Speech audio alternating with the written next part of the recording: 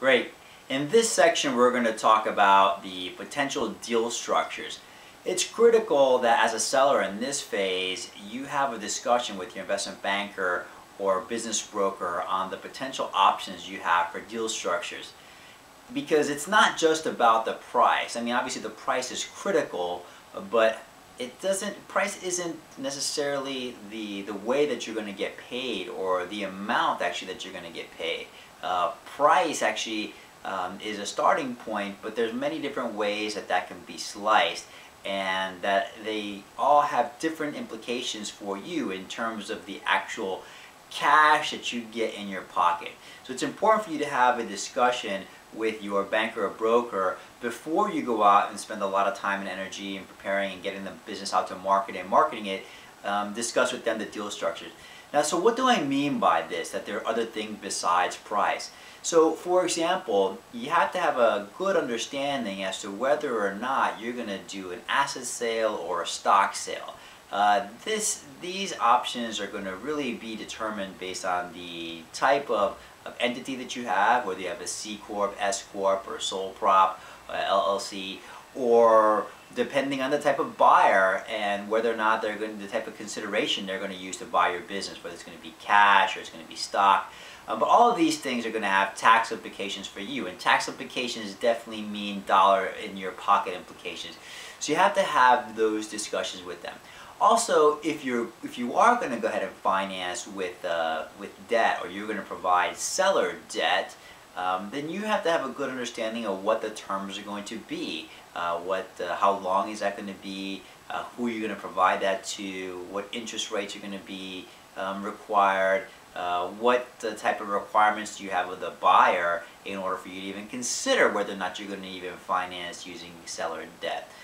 But these are important things because certain businesses, you're going to have to sell your business with seller debt. But in other cases, that might not be the case. And your banker or broker will be the one to tell you or give you some advice in that area. And they should be very upfront and direct with you on that area.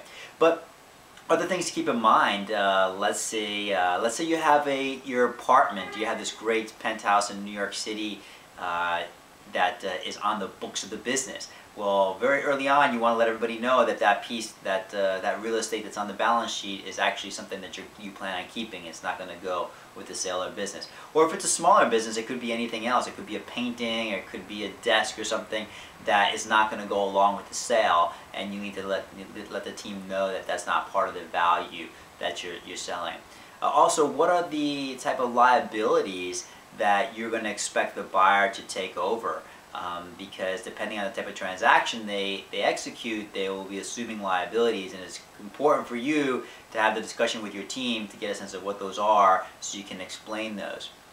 But there's also the aspect of your employees, and this is where it gets very delicate and sensitive, because you have to have a good discussion with your banker or broker about the process of informing them of when you're going to do it, because you don't want to let others, you don't want them to find out the wrong way, and also which employees are going to be critical in going forward. Maybe it's all of them.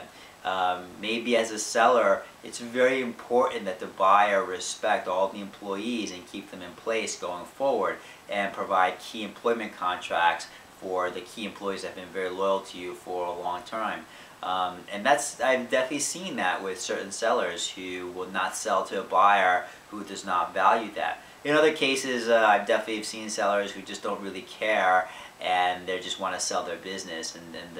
But either way, you still have to consider the employees and who's important, because certain buyers are going to come in and they're buying the team, and they want to make sure those key people stay in place. So you have to get the good sense of which employees are going to stay. Are they willing to relocate? Are they willing to sign?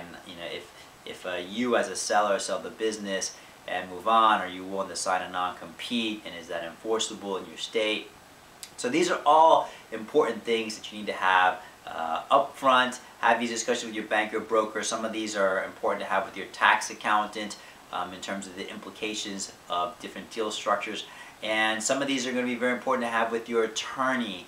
And ideally, it's an attorney who has experience selling businesses like yours and of the size of your business, who can advise you on the things to consider ahead of time. And this will save you, having this process in place and following the process that we're laying out will save you a lot of money and a lot of headaches, and will make the transaction much smoother, but will also enable your broker or banker to move forward with extreme confidence when dealing with buyers. And that's important because then that's going to actually translate to more dollars in your pocket.